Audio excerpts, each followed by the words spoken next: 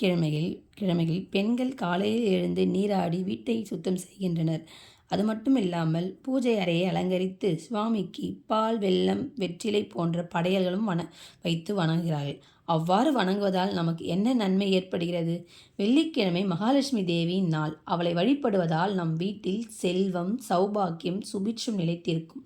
பண நெருக்கடி நீங்கி புதிய வாய்ப்புகள் தோன்றும். பூஜை அறையில் விளக்கு ஏற்றும் ஒளி வீட்டில் உள்ள கோபம், மன அழுத்தம் அனைத்தையும் குறைக்கும். குடும்பத்தில் கணவன் மனைவியிடையே அன்பு, புரிதல், நம்பிக்கை அதிகரிக்கும். திருமணம் தாமதமாக உள்ளவர்கள் லட்சுமி பூஜை செய்து ஓம் ஸ்ரீ வரலட்சுமியை நமக என்று ஜபித்தால் விரைவில் நல்ல வாழ்க்கை துணை கிடைக்கும். நெய் விளக்கு ஏற்றுவதால் வியாபாரம் வளரும், கடன் குறையும், பணம் சேமிக்கலாம்.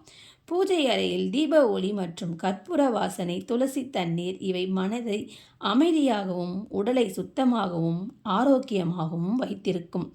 வீட்டில் உள்ள கண் திருஷ்டி, தீய சக்திகள் போன்றவை நீங்கும். மந்திரம் கூறுவதால் மனம் நிம்மதியாகி உள் அமைதியை அளிக்கும்.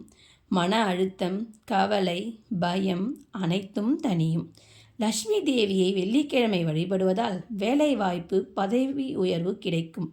புதனுடன் இணைந்த வெள்ளிக்கிழமையில் பூஜை செய்தால் குழந்தைகளுக்கு அறிவு, நினைவு திறன், கல்வி சிறப்பு கிடைக்கும். சிவபெருமானுக்கு வெள்ளிக்கிழமை பூஜை செய்தால் பாவங்கள் கழிந்து கர்ம நிவர்த்தி ஏற்படும். மாலை வேளையில் துளசி முன் விளக்கேற்றினால் வீட்டில் காற்று தூய்மையாகவும் மன அமைதி, புண்ணியம் கிடைக்கும். பெண்கள் வீட்டில் லட்சுமி பூஜை செய்வதால் நீண்ட ஆயுள், கணவனின் நலம், குழந்தைகளின் நல்வாழ்வு கிடைக்கும். விளக்கு ஒளி, வாசனை, பூஜை இவை வீட்டை தெய்வீக ஆற்றல் நிறைந்ததாக மாற்றும். நல்ல அதிர்ஷ்டம் தங்கும் இடமாகவும் மாறும். தினமும் சாமி கும்பிடுவது நமக்குள் நன்றி உணர்வை வளர்க்கும். வெள்ளிக்கிழமை சாமி கும்பிடுவது ஒரு வழிபாடு அல்ல, அது ஒரு ஆன்ம சாந்தியின் வழி. நம்பிக்கை கொண்ட மனம் சுவாமி வசிக்கும் இடம்.